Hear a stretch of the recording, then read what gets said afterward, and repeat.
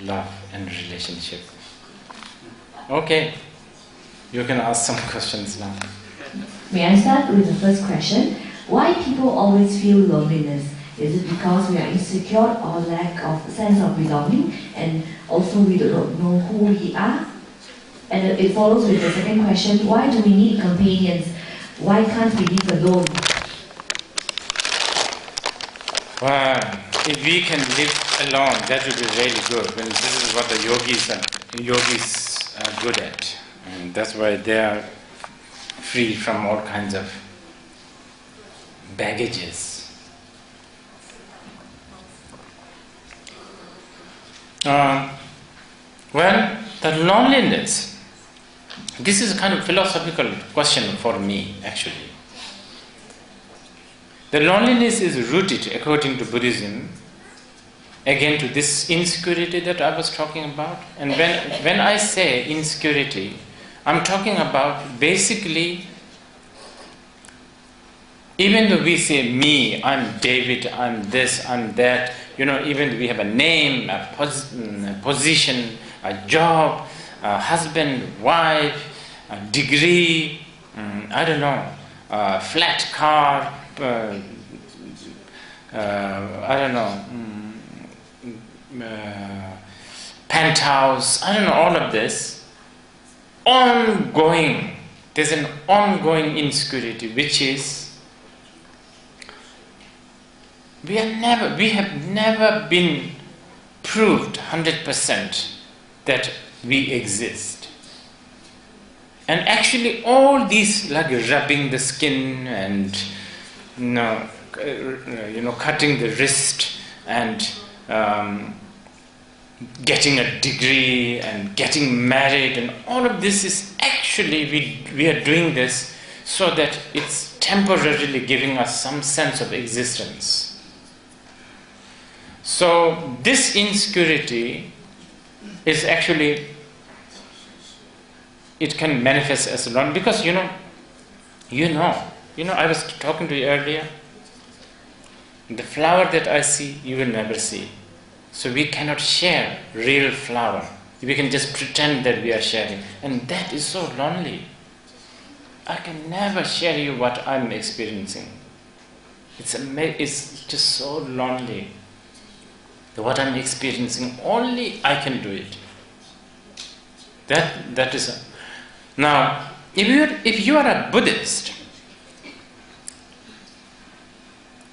loneliness is dawn of wisdom. You are supposed to invest on this loneliness. If you are lonely, you are feeling awkward with this samsaric life. You can sense it's not working. You can kind of feel that it's all a little bit,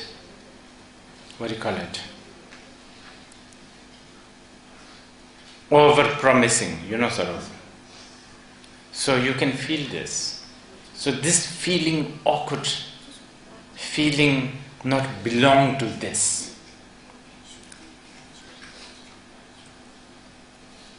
is actually a very important mental factor that a practitioner is supposed to invest.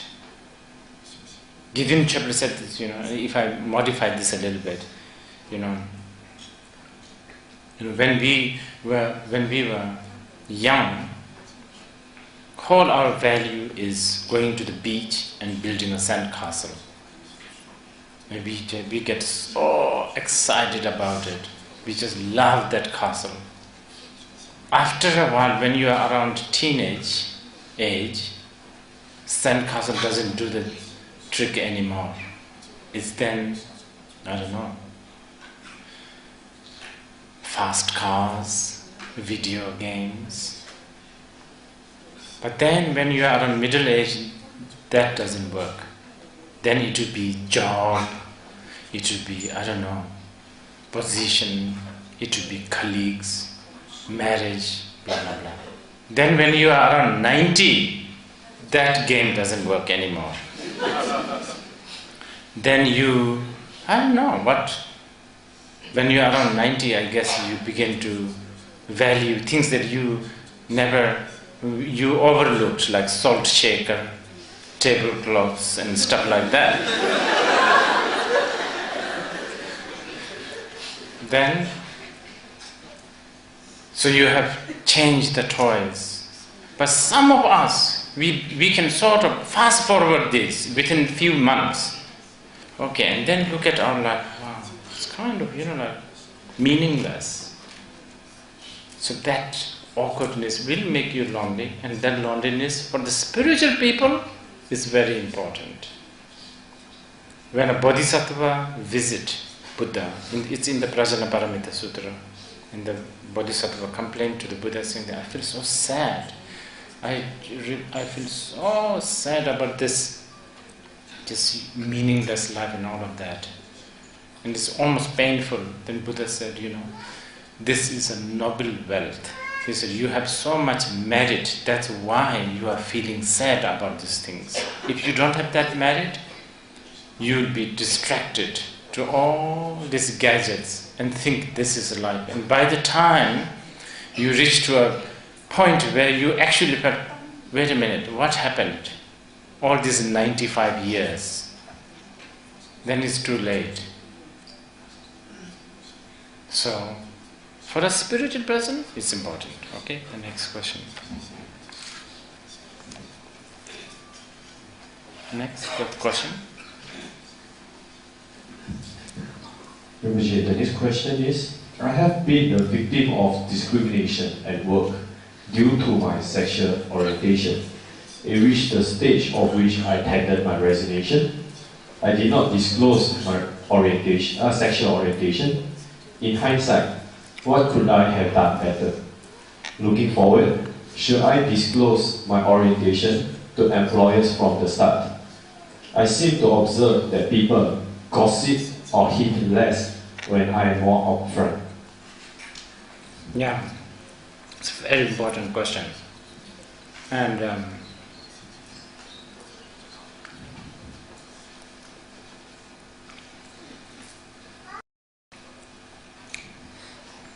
I totally understand. I mean, myself, few years ago, I performed several marriage ceremonies. I do that, by the way. And I married 2 men, and I also married 2 women. Lots of eyebrows were raised. I mean, of course, they must be, outcasted. Well, maybe not so much in America, but maybe, yeah. But I myself, the performer of the marriage, how can you do this? What are you doing? For those who have a different sexual orientation, many culture, many habit is unfortunately not tolerant, and this is so unfortunate. I don't have a clear answer for this. I don't know whether you should be disclosing this or whether you should be hiding this. It depends with the different situation, I think. I can only say this is very unfortunate. I hope, and I think, because of the communication and the infrastructure, it kind of is getting better, but in a very slow pace.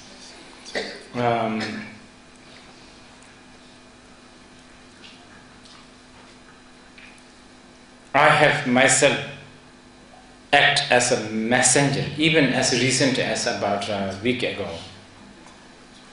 There's, like this boy who is now like almost 45 years old, and his very traditional parents are just wondering, why he is not interested in girls. And I know all the situation, and then this boy is asking me to be the the negotiator with the parents. And I did that, actually. Surprisingly, the mother took it quite well. The father was a bit tough.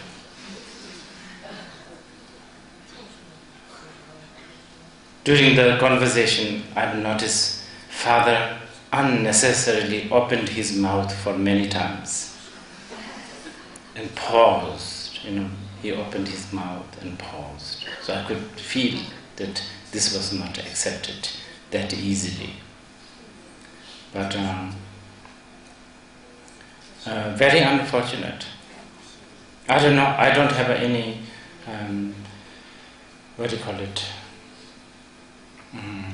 practical answer. All I can say, if you are a follower of the Buddhist teachings, you should have aspiration so that not only yourself, but those who are going through with the same problem will also liberate from this kind of pain. And if you are one of those busy mantra lovers, you should chant a mantra called Mantra of Interdependent, Om Ye Dharma Hete Prabha. And this somehow works for some people, so maybe you can try, You have nothing to lose. Okay? Next question. How to end difficult relationships? How to know when to end it?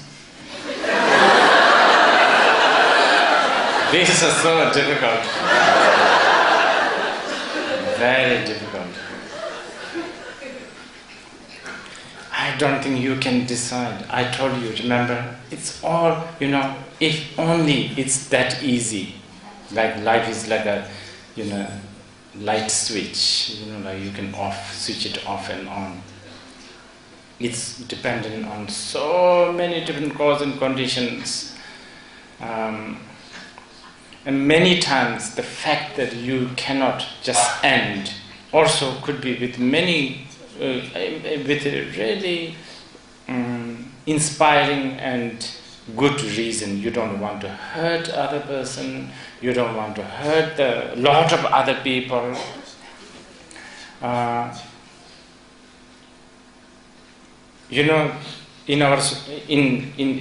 Many times we say to be straight is important. To be honest and straight is important. But I don't know. I doubt. To be skillful is very important too. Because you don't want to, you can be straight and end a relationship, but you may suffer whole life with guilt. Again here, I have no specific answer. My only answer is, you just have to know that it depends with so much cause and conditions. We are basically so dependent on that. This ending a relationship is equally difficult to beginning a relationship, and it's equally elusive. We never know. But as I said, when the karmic wind blows, it will end. And when it ends, nothing you can do again. My only Buddhist answer, if you like, is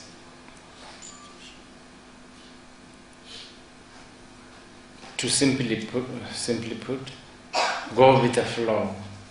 You better, because if you are trying to resist, it might break yourself and others. It's very difficult to answer this one. Okay? Next, how would a bodhisattva or one gone past react or not react to a partner who may be forgetting emptiness, is suffering from expectations of you? How should a bodhisattva what? How would a bodhisattva react to a partner who is forgetting emptiness and is expecting a lot of the bodhisattva? Well, if this bodhisattva knows emptiness, then he or she must have compassion. So, someone who is a compassionate will look at the partner with a compassion, like a mother who have an extra love for a sick person, sick child. The bodhisattva will have more love and compassion to the partner who doesn't understand emptiness? That's easy to answer. That's a very Buddhist. Okay. We're inviting questions to the microphone.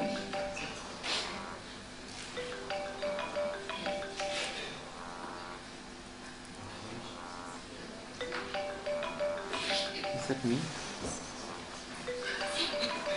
If no one's coming up, I have one more question. Please go ahead. Thank you. Rinpoche, Yeah. please share some insights on how two people can best use each other as mirrors for each other's spiritual growth.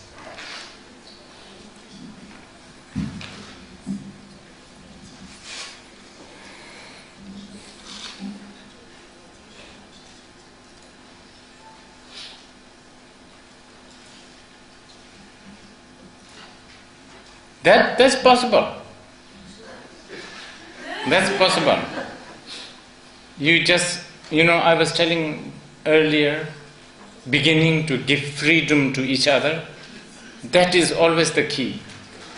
And especially if both partners have a, same direction, such as if they both believe in the same spiritual path, then they can exchange their notes. They can volunteer to be the object of patience. Like Sunday, maybe you take over, Monday the partner, like that. And a reminder. Oh, that's very possible. Oh, you are talking on the Mahayana level, right? Yeah, very possible. Thank you. I was just asking like some how to the suggestion. As I was saying, really, I wasn't really being amusing here. To actually, I suggested this to a few people to take turn. That like this week, the husband is not allowed to lose patience. Next week, like that.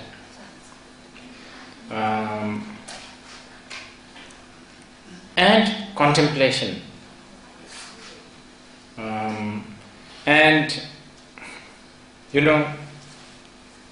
It's like this.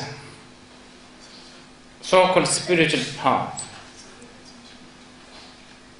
requires, or let's say like a mindfulness, spiritual path like a mindfulness. It's easy to be mindful when you are sitting on a cushion inside a shrine room. That's good.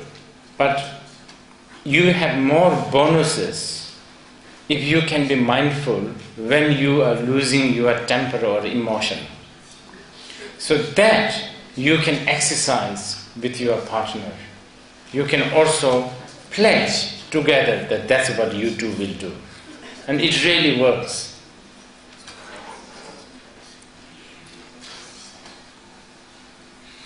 Okay. We have a question here. You have given, Rinpoche, you have given the example of being nice, expectation. Little things like, are you hungry, are you cold? And your partner turned to you and said, now you should have less expectation of me. What and how should we do or react to this?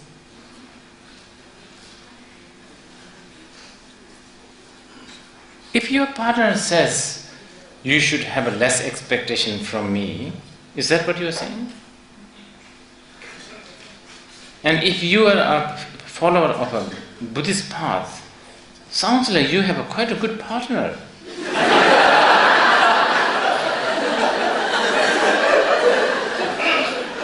But as soon as you hear, your expectation will grow 90 degrees, I have a feeling. It will annoy you. That's the problem.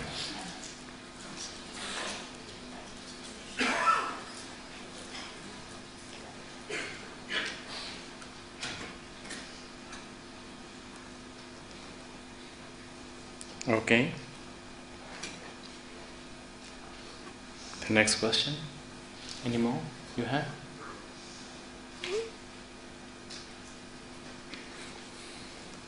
We have a very long question, but it's actually a statement. Rinpoche, I'm openly gay to my friends and family.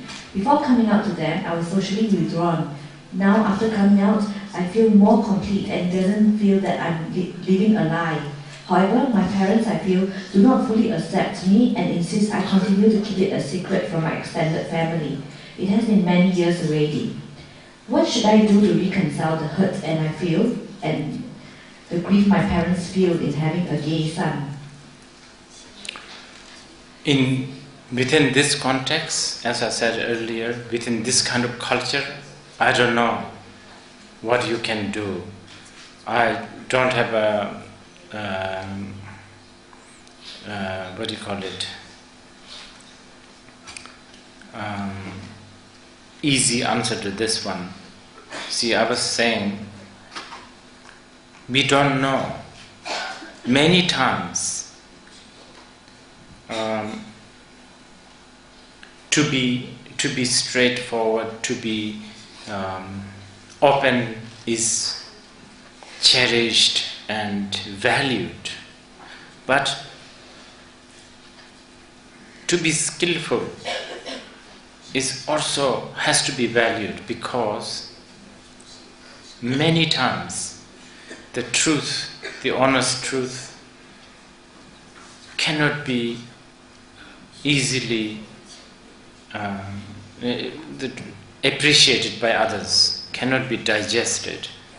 Even the Buddha, if you look at his teachings, the absolute teachings, there are many different levels of teachings. Many teachings are what we call the teachings, expedient teachings that requires interpretation. The direct, naked,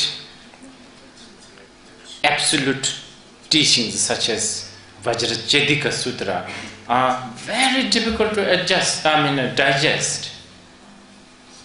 Here Buddha says, there is no Buddha. There is no form of the Buddha. Buddha never taught, so on and so forth. And that's shocking. That's like undigestible. So, in many other sutras, Buddha talks about his past life, once when he was a rabbit, once when he was a peacock, so on and so, Jatakamala Sutra. And then there are other sutras that he says, well, there's something called Sukhavati, like Amitabha Ram, where there's lotuses, there are swimming pools, and stuff like that. So Shakyamuni Buddha was being very skillful in order to approach. So I would suggest, it's very good of you for wanting to, really just be open, but I'd like you to also be skillful, because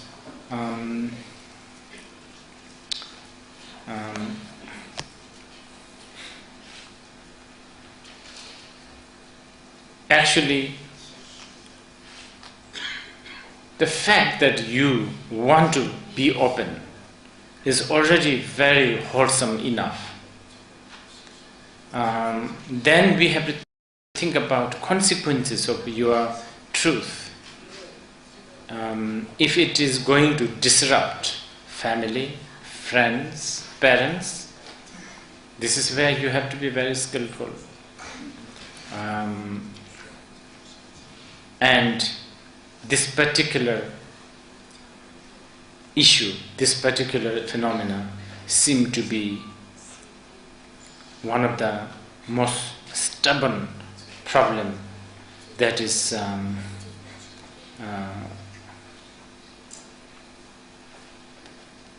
kind of, especially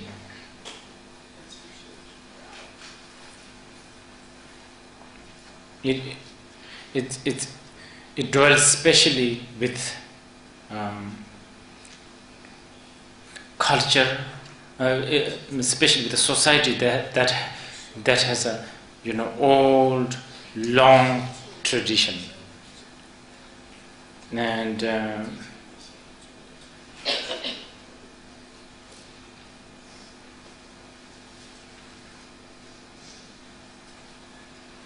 yes, to be skillful. That's about all I can say. We're inviting questions now. If you have any more, I can pass the microphone to you because you can't walk to the microphone, I understand.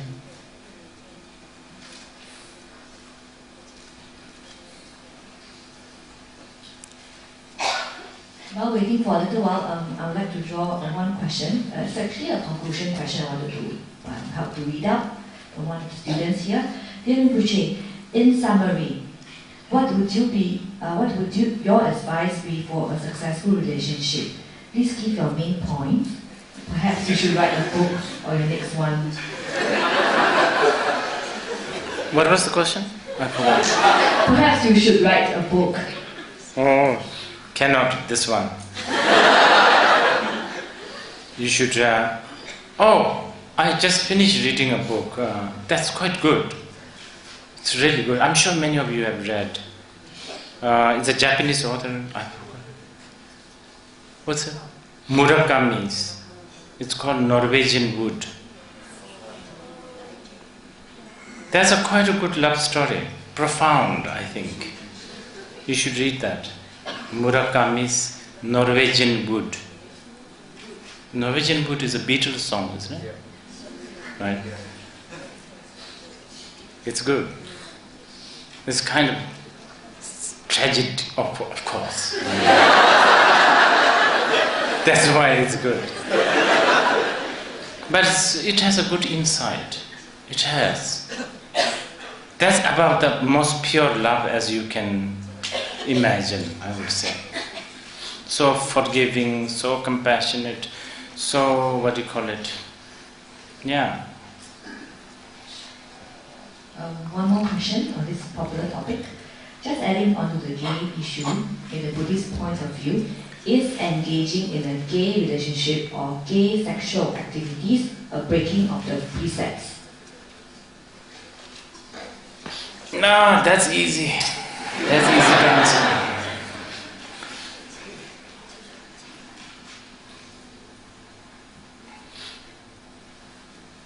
And this is, I need to build my answer for this one. Otherwise, a partial answer might mislead you. Every religion has an enemy, looks like. Like Christians and Muslims, they have like Satan and so on and so forth, right? Every religion. And Buddhism also has one. The devil of Buddhism. And what is that? It's called distraction.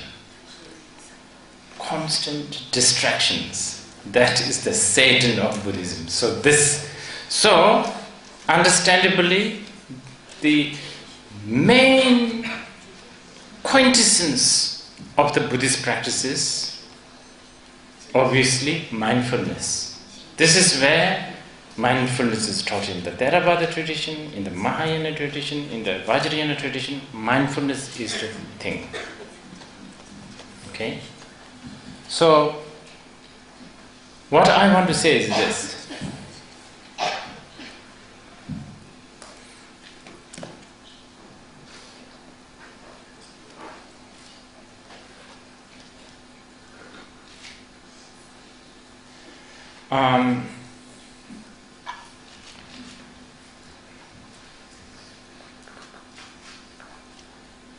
Okay, so that's one part. I want you to keep that in your head.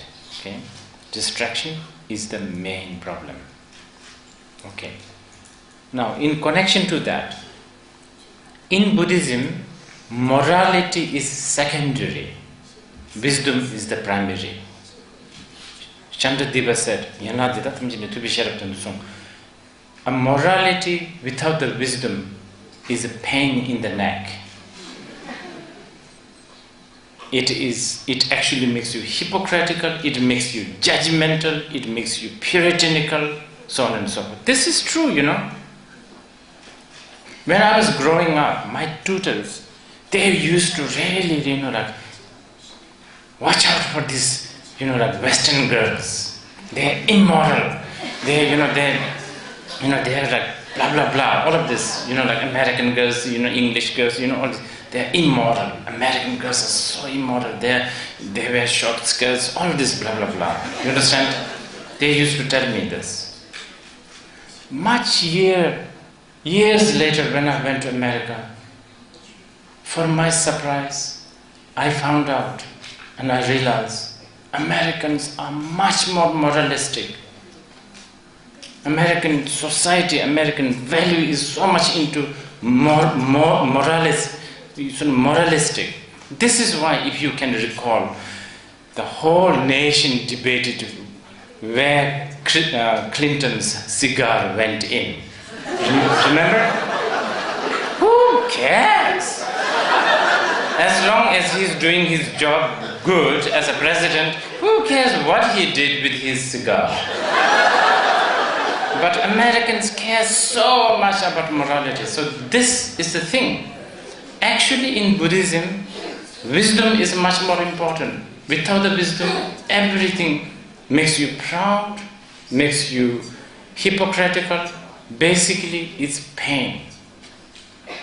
You got that? So I want you to keep that in your head to answer this question. So,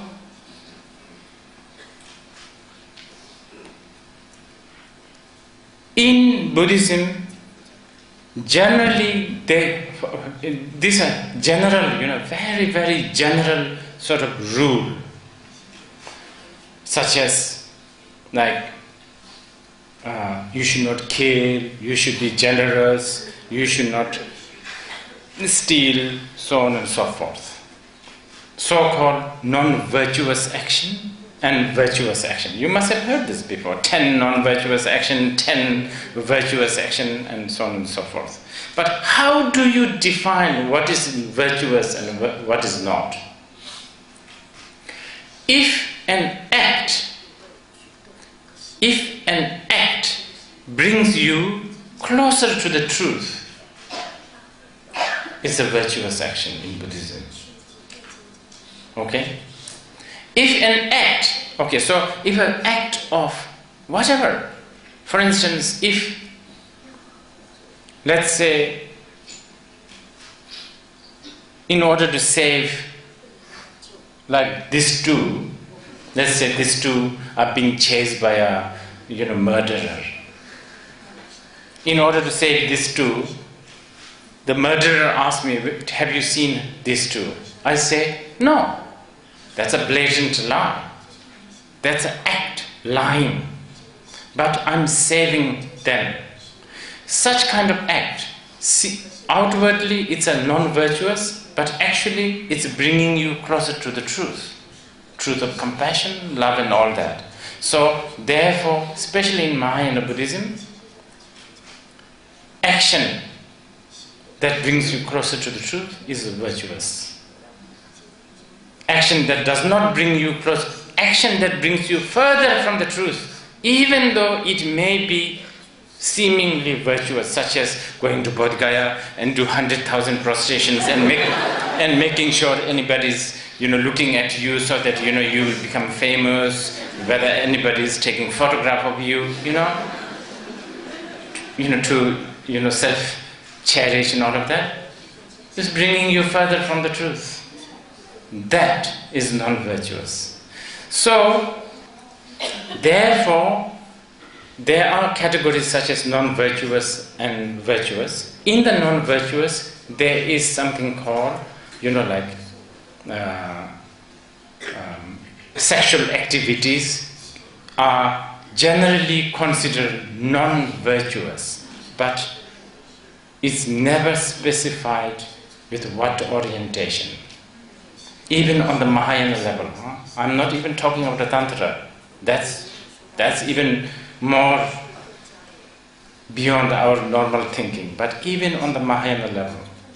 So it doesn't matter what kind of orientation you belong to, as long as you have this kind of sexual activities that takes you away from the truth, yes, it is non-virtuous action. But that could be anything. It could be shopping too. It could be, I don't know, anything that takes you. So, bottom line, my answer to you is that what do you call it? Buddhist sutras and shastras would not say heterosexual is lesser non-virtuous than homosexual. Understand? That there is no discriminations like that. Having said that, though, Buddhism is influenced by culture a lot. Little bit unfortunate, but unavoidable. So when Buddhism traveled to Tibet, Japan, China, of course, or India, that's where it originated, the cultural value may have an influence. Right? So this is why, even in Singapore, I'm sure many of the Mahayana Buddhists, I don't know whether any are here today, when the Tibetan Buddhism come here with these hideous tankas, like tankas with a, father and the mother consort embraced together, basically pornographic. You understand? So the Mahayana people go bananas. Wow, what is this? What is it? This is Buddhism? Can't be. This is some, Hindu, I don't know, some cult stuff. So culturally, I cannot wipe away that problem. That is so much into the culture. So, of course, the tantric method of this practice of consort and the deities with the consort is not, it has amazing wisdom, amazing wisdom. If you want to make a fire, what do you need? Wood. If you want to bring wisdom, what do you need? Emotion. That's the theory. And another thing, if you have water inside your ear, what do? The simple and the most economic way is put more water and it comes out. Likewise, if you want to get rid of emotion, what do? The best and the simplest way, practice emotion. So on and so forth. But those are accelerated. The best is exclusive only for people who can chew it, basically, who can digest it. Yes, we have problems with more orthodox,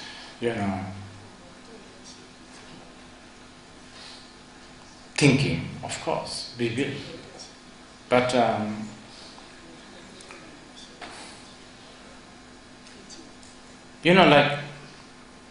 it's quite interesting, actually. It's really interesting. When you go to places like Sri Lanka, they have like Avalokiteshvara, they have like Manjushri also. But they are treated as, cluck, gopher boys, oh yeah, they are Buddhist student, those lay people. They happen to be, one of those nice boys. But they didn't have the guts to renounce the world, so they still wear jewels, they still are lay people, basically. But, so that level. But now we come to Mahayana, such Mahayana places like China or Japan. Of course, Avalokiteshvara, even in the Taoist shrine you find her, great bodhisattvas, accepted even though they are not a monk, accepted as an object of refuge. right? Even in the Mahayana monastery, the monks shaved head, all of that. They prostrate to Kuan Yin, who is a woman with all the jewels and all of that. Mahayana. So the wisdom is much more different. But in the Vajrayana, is also much more different than that level. So that depends on the culture and how much you can, different culture and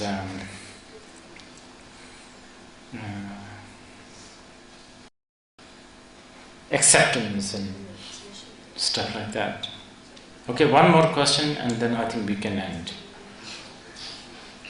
Okay, 2 more questions, is it? Okay, if there's any more question, can the person go to the microphone? I can conclude with the last question because I have a whole list of it. Do you want to go there?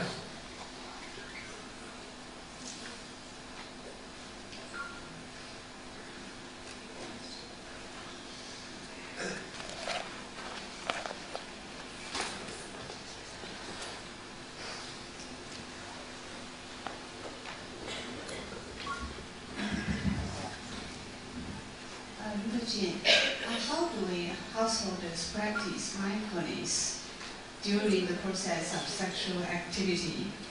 We tend to be distracted from mindfulness awareness when we come to the most exciting part.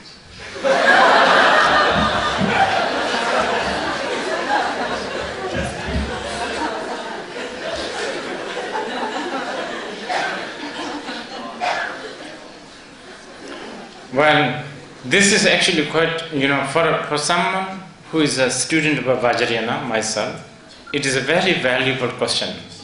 But I don't know the audience here so much. So therefore I cannot give you the complete answer. But it's a very, very valuable question. I, appreciate this question very much. Please ask again in the future, but probably in a different sort of surrounding. But since you asked, I will just briefly answer you, because within the Mahayana context, okay? Usually we have a streaming of questions in after you said that sentence of 2. So wait. Please. So what I want to say is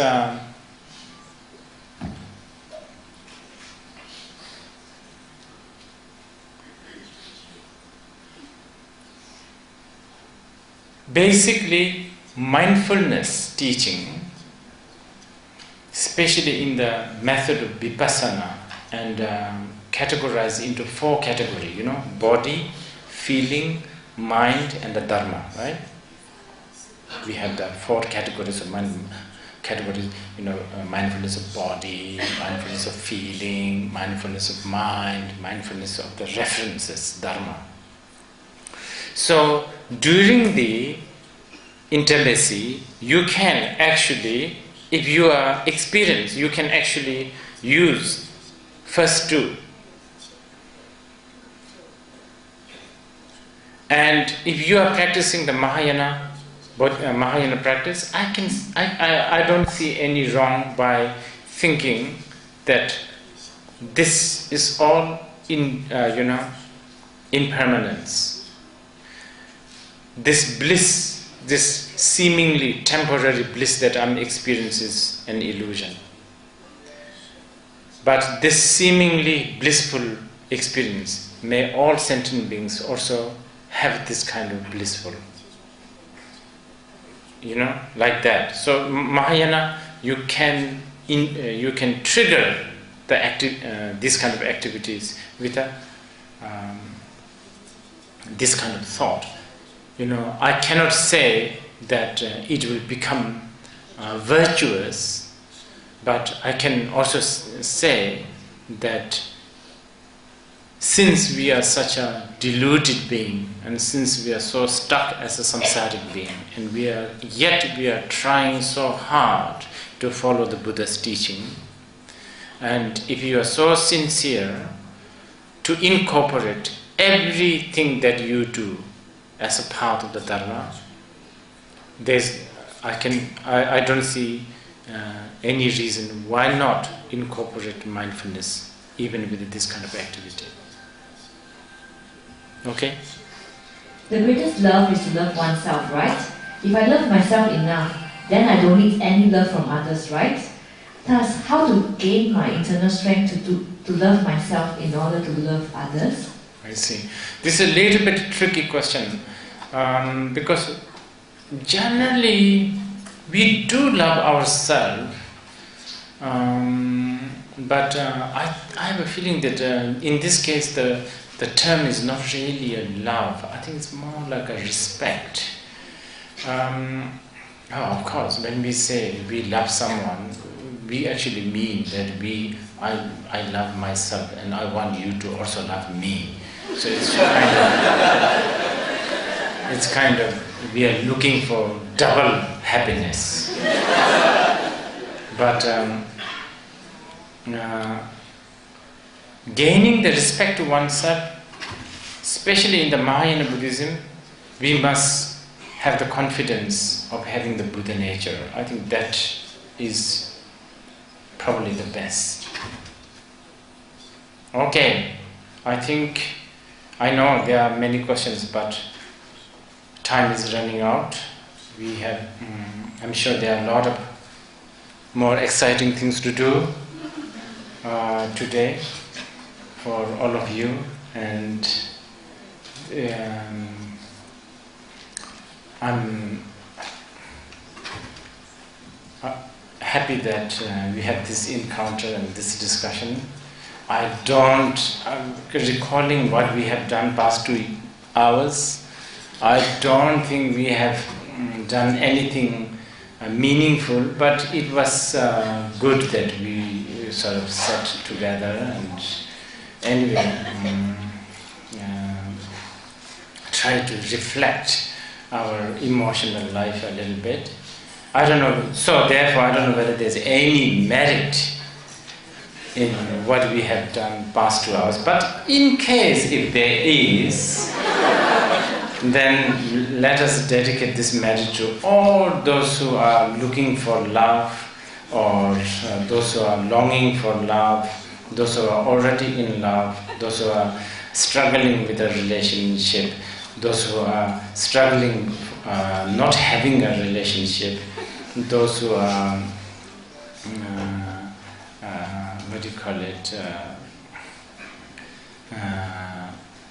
longing for companionship, those who are lonely, those who are overly not lonely, all of those, may they all see the fact and the truth of our existence.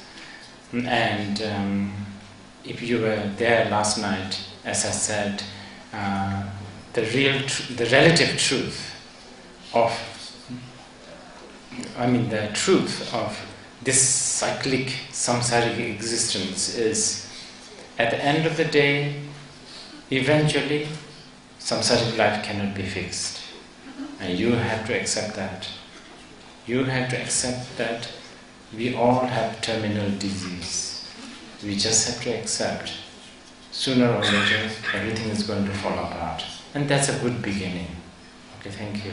Thank you, Rinpoche.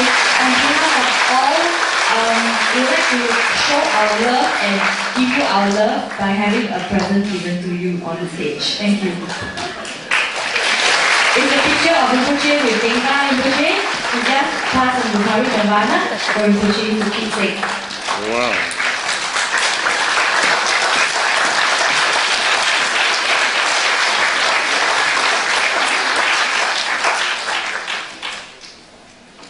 Thank you.